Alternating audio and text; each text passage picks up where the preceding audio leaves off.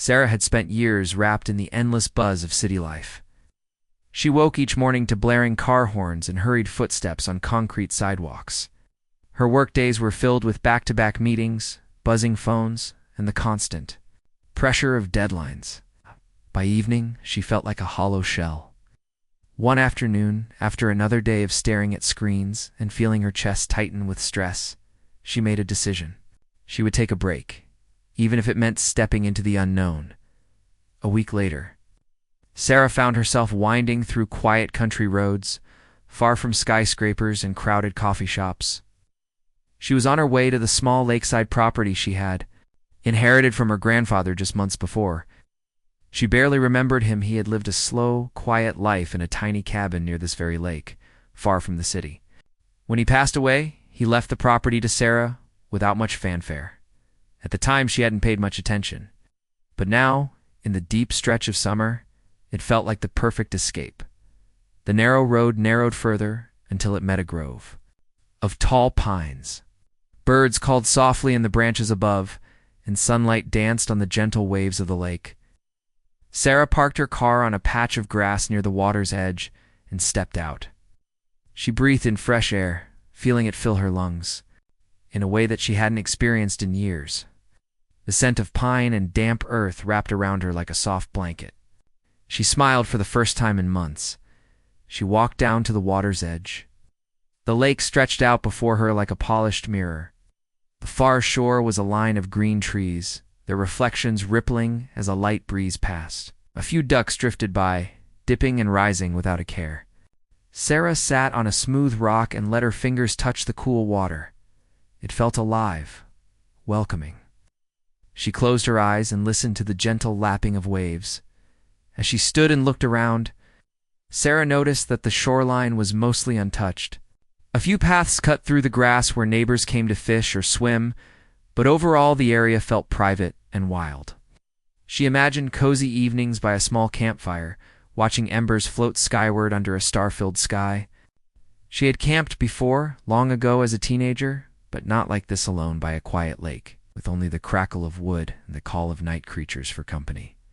That evening, as dusk settled, Sarah gathered a handful of dry twigs and branches. Near a flat clearing of sand and gravel, she arranged them in a neat pile, leaving space to sit a little back so she wouldn't get too close to the heat. With a spark from her lighter, the twigs caught flame. A warm glow spread across the clearing, and soft light danced on the ripples of the lake. Sarah settled onto a log she had dragged closer, hugging her knees. She held a travel mug of tea and let the fragrant steam rise in the cool air. For a moment, everything felt perfect. She watched sparks float upward and disappear into the deepening sky. A red-tailed hawk cried in the distance, and the faint chirp of crickets started to build. Sarah closed her eyes and leaned her head back. She could almost feel the tightness in her chest ease. Here, in this simple moment, she felt free. The next morning, Sarah woke to the sound of a car engine idling nearby. She rubbed her eyes and saw, across the water, a dark SUV parked behind a neat row of townhouses. A woman in crisp white pants and a navy blazer stepped out, clipboard in hand. Sarah recognized her from the HOA welcome packet. The woman walked to the water's edge, scanning the shoreline. She raised her hand in a precise wave, as if measuring lines on a map. Moments later, the woman crossed a small wooden footbridge and walked toward Sarah's campfire spot. Sarah stood up and waved, wanting to be polite. The woman tucked her clipboard under her arm and walked over, stopping just within polite distance. She introduced herself as Mrs. Carter, though Sarah remembered the name in the packet as the HOA president. There was a firmness to Mrs. Carter's voice, a sense that rules mattered above all else. "Good morning," Mrs. Carter said, glancing around. "I see you lit a fire here yesterday." Sarah nodded. "Yes, I thought it would be nice just to sit by the lake for a bit." It was a small, controlled fire. Mrs. Carter's lips pressed into a thin line. "The community rules are very clear. No open flames without prior approval. Send reminders in the welcome packet." Sarah felt a flicker of anxiety. She had skimmed the packet but didn't notice anything about campfires. "I must have missed that," she said, brushing a strand of hair behind her ear. "I'm new to this property, and I thought a small fire at sunset would be okay." Mrs. Carter tapped her pen on the clipboard. I understand you're new, but rules are rules. Please refrain from lighting fires until you file a request form. You'll need to wait at least 2 weeks for HOA approval. Sarah forced a smile. Of course. I didn't mean to break any rules. Mrs. Carter nodded once, then turned and returned to her SUV. Sarah watched her go, feeling a mix of embarrassment and frustration. She was only trying to find a moment of peace, and already she worried she had made a bad impression. Later that day, Sarah sat at the little wooden desk inside the small cabin. She opened the HOA packet and read the fine print. Sure enough, there was a section on fires, neatly tucked between rules on lawn height and prohibited pets. She felt annoyed. Why would anyone need strict rules about sitting by a lake? But she reminded herself that the community valued order.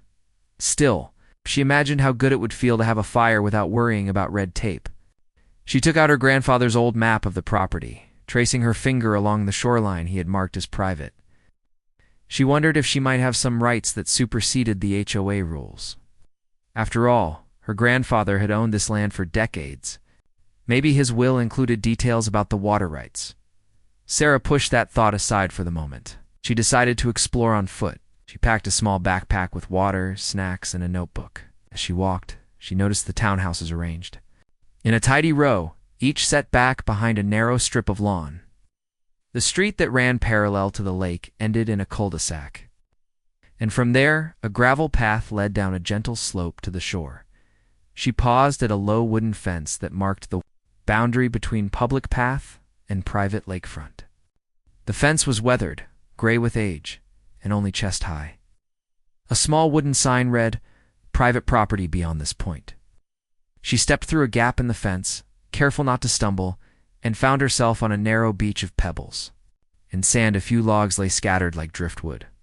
She sat on one of the larger logs and opened her notebook. She jotted impressions of the landscape, the way sunlight glinted off water, the heavy scent of pine, the low hum of life all around. She sketched the gentle curve of the shore. The act of writing and drawing made her feel grounded, like she was connecting with something real and lasting as the sun began to dip. She gathered wood again, this time from a fallen pine branch that lay beyond the fence.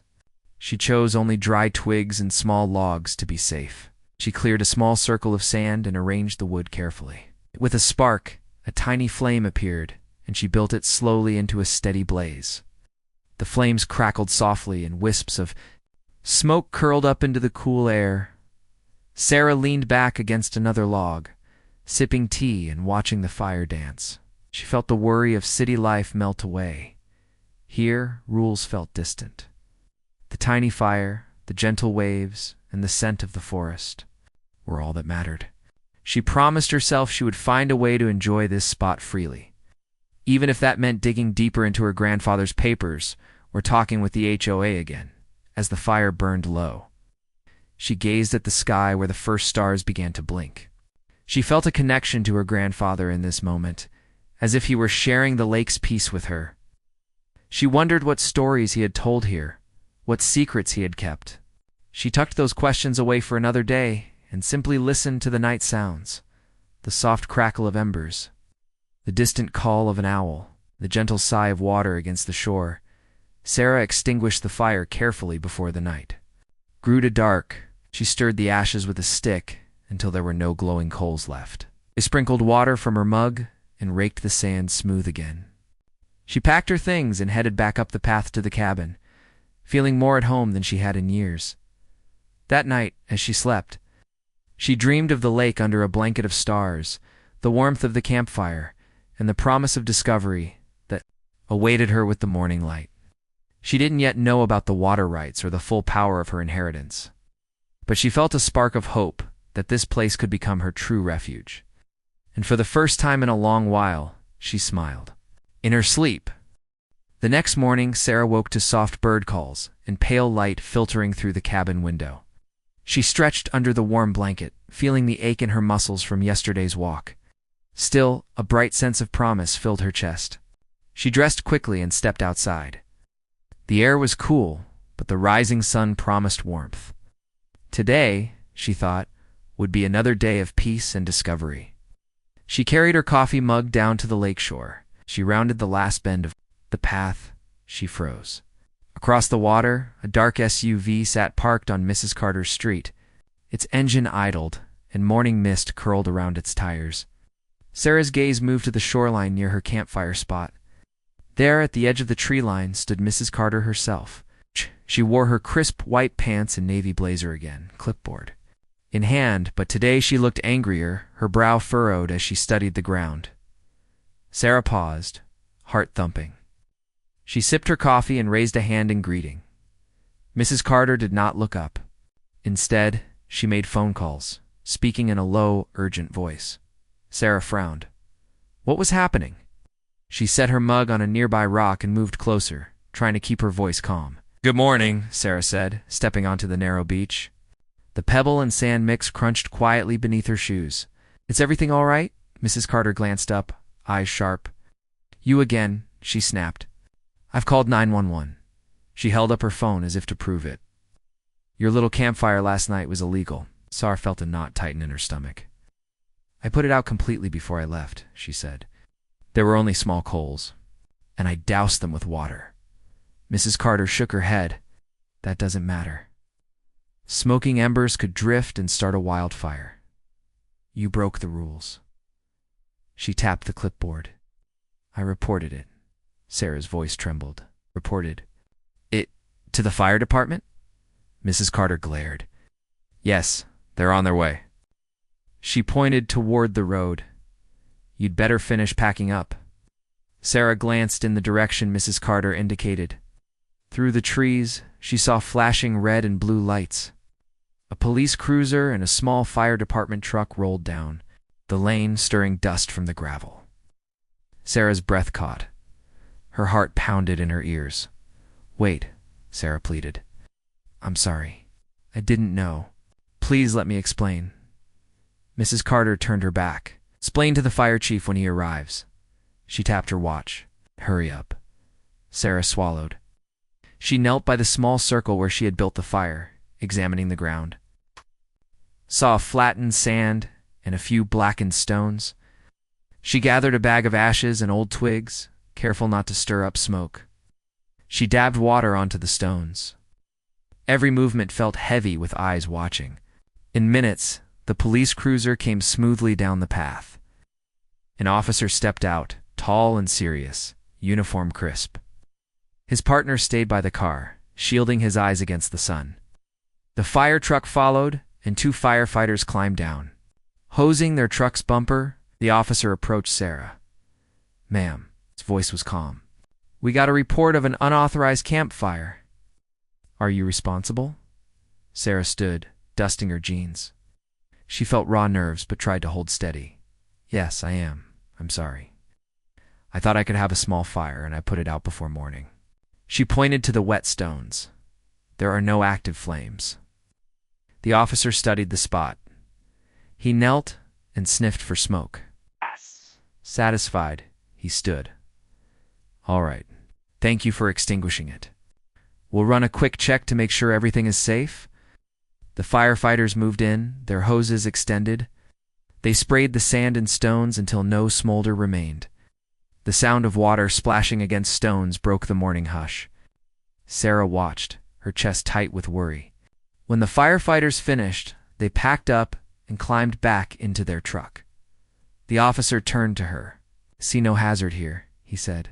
Just make sure you have permission next time. Sarah nodded vigorously. Yes, of course. I'll file the form. The officer tipped his hat and walked back to his car. The fire truck rumbled away, siren off. Sarah exhaled, relief flooding her.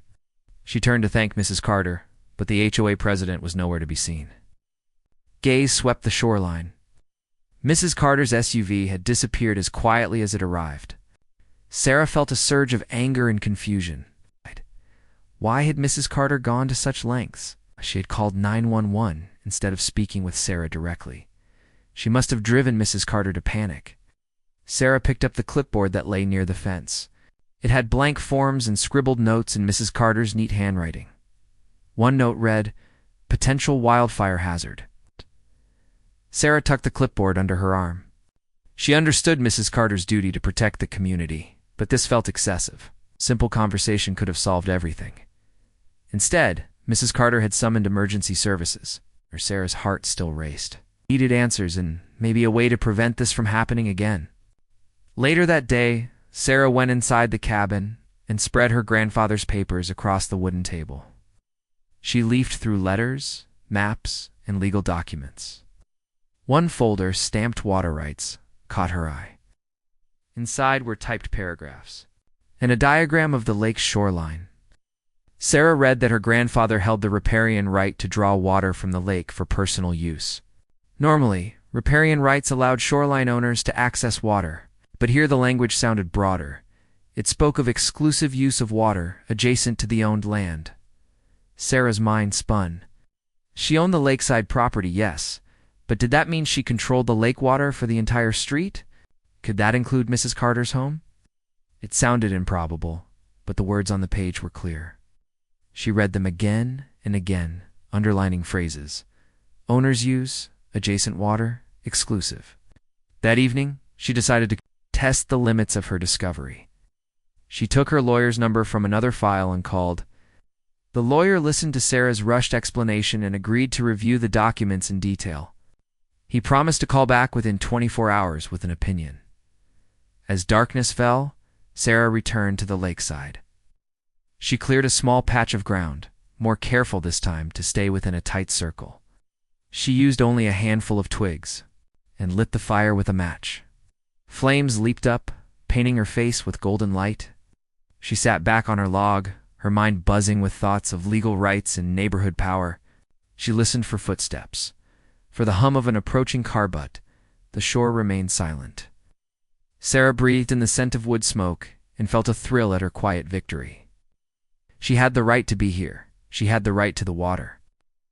Confrontation felt heavy, and she did not want to stir trouble. She watched the fire dance until it died down to soft embers, then closed her eyes, letting the calm wash over her. In the dim glow, Sarah allowed herself to hope that tomorrow would bring clarity, that maybe she could talk with Mrs. Carter, calmly explain the inheritance, and settle the matter like neighbors. For now, though, she let the crackle of dying embers be her comfort. The stars peered down, and the lake reflected their distant, steady light. Sarah whispered a quiet promise to her grandfather. She would honor the lake, its peace, its power, and its water rights, and she would find a way to live here in harmony. ChatGPT said. Sarah woke early the next morning with a clear goal in mind. She had spent the previous night reading through her grandfather's papers until her eyes grew heavy. With a fresh cup of coffee in hand, she settled at the cabin's kitchen table and organized the stack of documents. Her heart beat fast as she reviewed the folder stamped water rights. She knew she had to understand exactly what those words meant. First, she carefully reread the typed pages. Her grandfather had hired a lawyer decades ago to secure his rights to the lake water. Documents spelled out that the owner of his lakeside parcel held exclusive riparian rights to draw water from the lake for personal and household uses. It also mentioned that these rights extended to any water adjacent to his property boundary, which, on the map, curved along the shore past several neighboring lots. Sarah stared at the map. The red line marking her land extended farther down the shoreline than she realized. It looked like it included the water frontage in front of Mrs. Carter's home. She leaned back in her chair. Could she really own the water that lapped at Mrs. Carter's street? It felt strange to imagine it. But the words were precise. She underlined the phrase, exclusive riparian rights again, then reached for her phone. She called her lawyer, a patient man named Mr. Powell, after she explained her concern. He said he'd study the documents and the county's land records. He promised to call back by late afternoon. Sarah thanked him and hung up. A surge of relief washed over her. She would soon know if this discovery held weight. While she waited, Sarah decided to learn more about how local water rights worked. She packed a small bag with notebooks, snacks, and her phone, then set off for the county recorder's office in the nearby town. The drive wound past cornfields and small farms. Along the way, she felt excitement growing. Today might mark a turning point. She might gain the powers her grandfather had quietly held for years. At the county office, she found the land records. Section: rows of filing cabinets and binders towered overhead. A friendly clerk guided her to the index for the lake area. Sarah's hands trembled as she thumbed through the pages until she found her grandfather's name and a deed recorded in 1978. She pulled the heavy binder and opened it to the deed. There it was, a precise legal description of his property, complete with sketches of the shoreline and notes about water rights reserved. She snapped photos with her phone and noted the book and page number. Then she pulled out the deeds for the neighboring properties, including Mrs. Carter's. She compared the boundary descriptions. Sure enough, the keyed map showed Sarah's. Grandfather owned a long strip of land along the lake's edge, and the deed reserved the water rights for areas adjacent to that shoreline. The neighboring lots extended only to the low water mark. Beyond that, the water was technically Sarah's. To use, Sarah felt a thrill at the logic of it. She closed her eyes for a moment, imagining her grandfather sitting at this very desk, ensuring his rights were protected. She felt a connection to him she had never felt before. Her grandfather had been a quiet man, shy around neighbors, but here he had made a bold move to claim his place by the lake. As she packed up her things, Sarah noticed a water meter chart tacked on a bulletin board. Many local accounts recorded water usage for home and irrigation, but private rights meant she didn't need a meter. She simply owned the water along her shoreline. She snapped a photo of the chart for context, then thanked the clerk and headed back to the cabin. On the drive home, Sarah's mind raced with possibilities. She could draw water for any purpose she wished. Did that include hosting a community event at the lake? Could she distribute water to neighbors? She shook her head. It felt like too much power for one person. She only wanted to ensure she could enjoy the peaceful spot without fear of fines or emergency calls. Back at the cabin, her phone buzzed. It was Mr. Powell. Sarah took a deep breath and answered. "I've reviewed the documents," he said. "Your grandfather's deed clearly reserved riparian rights, as you suspected. Under state law, those rights give you exclusive use of the water adjacent to your property for reasonable purposes. That includes drawing water, controlling small activities, and even restricting others if necessary." Sarah's pulse quickened. "So, I really do own the water by Mrs. Carter's home?" "In effect, yes," Mr. Powell confirmed. "Her property's deed doesn't reserve those rights. The water beyond her low water line belongs to you. However, in practice, courts favor reasonable use. You can't drain the lake dry, but you can draw water for household needs and limit activities by others if they cause harm," Sarah said. "Thank you. This helps a lot." She felt a surge of confidence. She envisioned inviting neighbors for a gentle warning. "Please ask me before you light fires here." But she also worried about escalating tensions with Mrs. Carter, with the legal questions answered. Sarah decided to gather more information. About fire regulations, she wanted to be sure she could maintain safety while enjoying the lake. She researched online and found the county fire code. It allowed small campfires on private property if they were at least 20 feet from structures and fully extinguished. It also suggested obtaining local permission. Since she owned the lakeside, she didn't need permission from neighbors, but public safety rules still applied. Sarah scribbled notes. Keep fire small. Clear area. Douse with water. No embers left. She underlined each point. Then she thought about Mrs. Carter's complaint.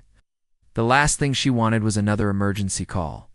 She decided to write a courteous letter to the HOA president, explaining her rights and her intent to follow safety protocols. She would deliver it in person if possible.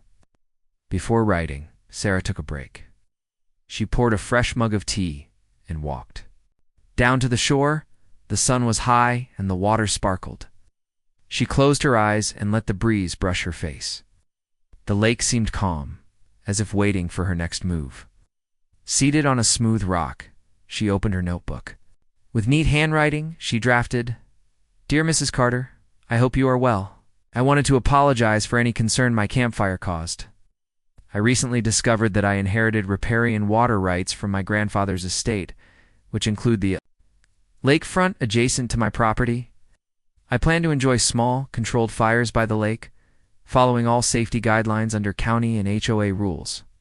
Please let me know if you have any questions. I would be happy to discuss this in person. Sincerely. Sarah, she read it twice and adjusted the tone to be even warmer. I look forward to meeting neighbors and building a friendly community. She smiled. It sounded polite and clear. That evening, she typed the final version on her laptop, printed it, and tucked it into an envelope. Tomorrow, she would walk over to Mrs. Carter's house and drop it off. The next few days promised nerves, but also a chance to clear misunderstandings. Before bed, Sarah packed a small bag for one last exploratory walk along the shoreline. She illuminated her path with a headlamp and carried a lightweight blanket. As she walked, she noticed clusters of water lilies and a raccoon dipping into the shallows. Fireflies blinked above tall grasses. She found a gentle slope where the water deepened slowly. She knelt and cupped her hands, drawing up a small handful of water. It felt cool and alive. She thought of the power she held. Right to this water, the right to be here. But she also felt responsibility. We whispered, I will honor this place. She let the water slip through her fingers back into the lake, watching the ripples fade. Walking back, she spotted lights in the distance. Mrs. Carter's windows glowing warmly. She steeled herself, imagining tomorrow's visit. What if Mrs. Carter refused to speak? What if she grew angrier? Sarah paused and took a deep breath, feeling both fear and determination. She had uncovered her grandfather's hidden legacy. Now she had to use it wisely, with respect for neighbors and the natural beauty around her. Reaching the cabin, she extinguished her headlamp and slipped inside. She set the notebook and printed letter on the desk. The soft hum of the cabin's lone lamp filled the room. Sarah sank into the chair, tired but resolved. She had learned so much today about the county records, the legal deeds, and the power of her inheritance. Tomorrow would bring confrontation or understanding. As she turned off the lamp and climbed into bed, Sarah felt a quiet excitement. She knew she could no longer simply be a passive newcomer. She owned this place, and she would protect its peace. She closed her eyes, imagining the lake at dawn, its surface smooth like glass. She whispered a promise, I will make this home. And with that vow, she drifted into a hopeful sleep. Sarah woke early, her heart fluttering with nerves. The letter she had written the day before lay on the kitchen table, crisp and waiting.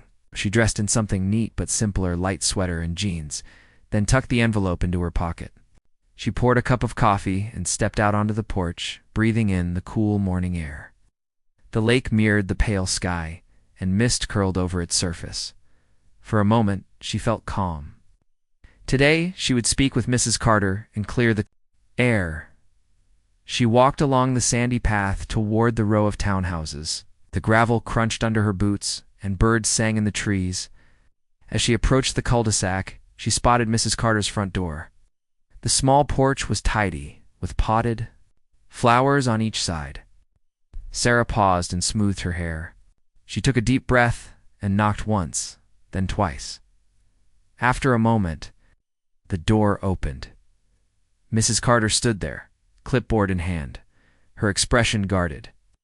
Her hair was pulled back in a tight bun, and she wore the same crisp blazer Sarah had seen. Before, she looked surprised to see Sarah standing on her porch. "Good morning," Sarah said softly, offering a polite smile. "I hope I'm not disturbing you." Mrs. Carter's eyes narrowed. "What do you want, Ms. Simmons?" Sarah said.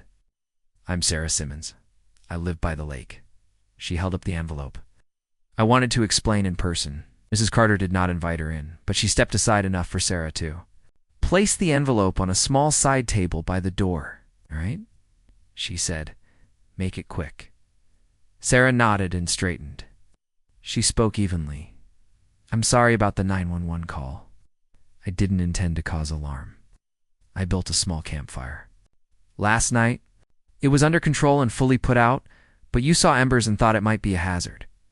Mrs. Carter crossed her arms. "That fire could have killed the woods.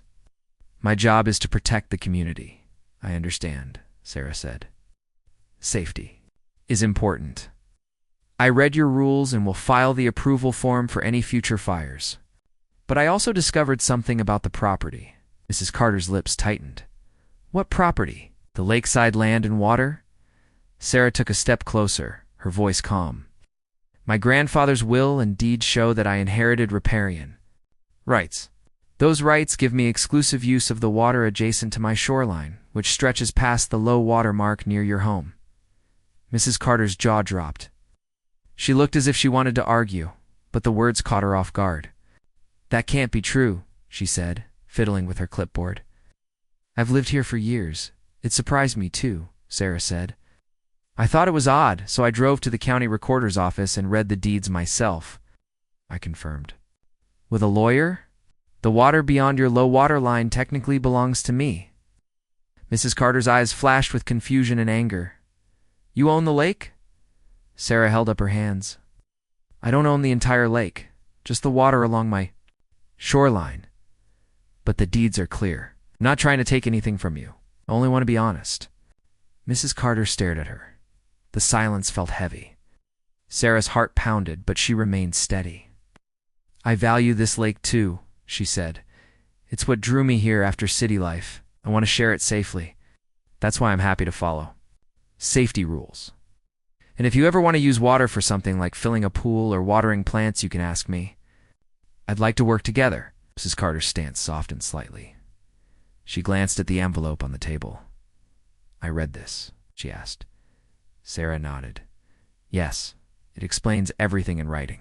I hope we can discuss any concerns. Carter picked up the letter and read it quickly. Her brow furrowed as she scanned the lines. When she finished, she looked up at Sarah. The tension in her shoulders eased. I didn't realize. She looked around the cul-de-sac. Been enforcing rules I didn't fully understand. Sarah offered a small smile. It's easy to miss details. The HOA rules focus on community safety but don't mention water rights. I wanted to make sure you knew I respect safety, and I also wanted to share what I learned. Mrs. Carter tucked her clipboard under her arm. She ran a hand through her hair. I'm sorry too. I jumped to conclusions and called emergency services. That was harsh. Sarah felt relief wash over her. Thank you for saying that. I know your intentions were to protect everyone. Mrs. Carter sighed and looked toward the lake. I just want order. I've seen wildfires before. She glanced back at Sarah. I guess I forgot that sometimes. Rules need context. Sarah nodded. Context is important. But so is communication. I'm here now. A thin smile curved Mrs. Carter's lips. She pushed open her front door wider. Would you like to come in for tea? My afternoon is clear. Sarah's face lit up. I'd love that, thank you. Inside, the living room was bright and neat. A vase of fresh flowers stood on the coffee table. Mrs. Carter led Sarah to a pair of armchairs. She disappeared into the kitchen and returned with 2 steaming mugs of tea. She sat and handed one to Sarah. They sipped in companionable silence for a moment. Outside. Children's laughter drifted faintly from a nearby yard. The calm was a stark contrast to the tension of yesterday morning. Mrs. Carter spoke first. You know, I've lived here 10 years and never thought to check the deeds. I trusted the HOA documents. I suppose I assumed the waterfront was communal. Sarah nodded. HOAs often try to simplify things. Property law can be more precise. I respect the community and its rules. I don't want to undermine the HOA. Mrs. Carter looked relieved. Good, I don't want more conflict. I'll withdraw the fire ban request and tell the board you'll submit forms next time. Sarah smiled. Thank you. And if the board has any questions about water rights, I can provide copies of the deed and lawyer's review. Mrs. Carter leaned back. That would help. I'd like to see how this will work going forward. They talked about the lake, its beauty and its wildlife. Sarah learned that Mrs. Carter had grown up on a farm and loved gardening. She learned that Sarah's grandfather had been a skilled woodworker who built his cabin by hand. They found common ground in their appreciation for nature. Conversation grew easy. Before long, Mrs. Carter stood. I'm glad we talked, she said. I was too quick to judge. Next time, knock on my door before dialing 911. Sarah laughed softly. Deal. She stood and extended her hand. Mrs. Carter shook it firmly. Her expression warmed as Sarah walked back down the gravel path. To her cabin, she felt a lightness in her step. The confrontation she had feared had turned into a bridge between neighbors. She reflected on how words on paper and a simple letter could bring understanding. She felt grateful for her grandfather's foresight and for Mrs. Carter's willingness to listen. That evening, Sarah returned to the lakeside. She cleared a fire circle, placed small logs carefully, and lit the fire. The flames danced, but this time she felt no fear. She had permission, respect, and community on her side. Neighbors waved as they passed on the path. Mrs. Carter even stood at a respectful distance. Watching the fire burn safely and nodding with approval, Sarah leaned back against her log, a mug of tea in hand. She watched the sky deepen to navy blue, and sparks floated upward among stars. The lake mirrored the firelight, and the gentle lapping of waves sounded like applause. She closed her eyes and smiled, knowing that today she had not only claimed her right to the water, but also earned a neighbor's trust in the quiet glow. Sarah whispered to the night, "Thank you, Grandpa." And the lake, the fire, and the shared peace answered back in gentle ripples and glowing embers. Sarah woke to a gentle breeze stirring the curtains and the faint scent of coffee brewing. Today was the day she had planned, a lakeside potluck and bonfire to celebrate understanding and friendship with her neighbors. Jeans and a soft sweater, then stepped outside to gather supplies. The air was crisp, and the lake lay calm before dawn, its surface glassy and still. Sarah carried a basket of muffins and a jug of lemonade down the familiar path. She felt a flutter of excitement as she imagined neighbors arriving with dishes to share. When she reached the small clearing by the water, she saw that Mrs. Carter was already there. The HOA president stood next to a picnic table arranging bowls of fruit salad and plates of sandwiches. She looked up and smiled warmly when she saw Sarah. "Good morning," Mrs. Carter called. "I hope you don't mind. I brought extra chairs." She waved toward folding chairs leaning against a tree. "I thought this might help." Sarah beamed. "Thank you. That's so thoughtful." She set down her basket and helped unfold the chairs. Around her, the shore was dotted with familiar faces. Mr. Nguyen, from 2 doors down, carried a tray of deviled eggs. The Jackson family rolled in on a wagon filled with potato salad and iced tea. Even shy young Timmy from 3 houses over peeked out from behind his mother, holding a plate of cookies as neighbors arrived. Sarah greeted each one by name and thanked them for coming. The mood was light and cheerful. Conversations bubbled in clusters, talk of fishing spots, garden tips, and upcoming community events. Some people dipped their toes in the water, while others spread blankets on the ground. A gentle sun rose over the trees, turning the lake to gold. Sarah took a moment to herself and walked over to the fire circle she had cleared the night before. She raked the sand smooth and arranged kindling and small logs in a neat teepee shape. She felt a sense of calm pride. This spot had once been a place of tension, but now it would be the heart of community warmth. Mrs. Carter joined her by the fire circle. She carried a metal bucket with sand and water inside. "I thought we might need this," she said, handing it to Sarah, "just in case." They exchanged a small laugh, remembering how quickly things had escalated before. Sarah nodded gratefully. "Perfect. Thank you." A few more neighbors paused to watch the preparations. Mrs. Patel offered to help light the fire. Mr. Jackson produced matches from his pocket. Together, they sparked the kindling, and gentle flames sprang to life. The fire crackled softly, sending thin ribbons of smoke upward. Sarah tucked her hair behind her ear and settled onto a log, feeling the warmth on her face. Soon the smell of fresh food mingled with the scent of pine and wood smoke. Plates passed from hand to hand. Neighbors sampled each dish and praised one another's cooking. Children laughed as they ran around the clearing, chasing fireflies that had begun to glow in the tall grass. The golden light of the fire flickered on smiling faces. Sarah rose and raised her voice gently. "Thank you all for coming," she said. The chatter quieted as neighbors turned toward her. "I'm so happy we can share this time together by the lake. A few days ago, I didn't even know most of you. But now I feel like we're building something special. This place means a lot to me, and I know it means a lot to you too." Mrs. Carter stepped forward and added, "I want to apologize again. For my hasty calls, I let my fear of fire get the best of me. But Sarah has shown me that with clear rules and good neighbors, we can enjoy this lake safely. I'm glad to be here with all of you." A ripple of applause and cheers followed. Sarah felt tears prickle her eyes. "Thank you," she whispered. She looked around at the community she had dreamed of, families, friends, and new acquaintances united by a shared love of the lake. She lifted her mug. To friendship, safety, and many more evenings like this. Neighbors clinked mugs and plates. The firelight danced in their eyes. As night deepened, the stars emerged above the lake. Their reflections shimmered on the water. Alongside the fire's glow, a soft chorus of crickets and frogs rose in the darkness, completing the peaceful symphony. Sarah sat back on her log, her heart full. She watched Mrs. Carter chatting with Mr. Nguyen about gardening. She saw the Jackson children roasting marshmallows on sticks. She smiled at young Timmy, who shyly offered her a cookie he had made. Later, a neighbor named Carla strolled over with her guitar. She began to play a gentle melody that drifted over the water. A few people joined in humming, while others tapped their feet.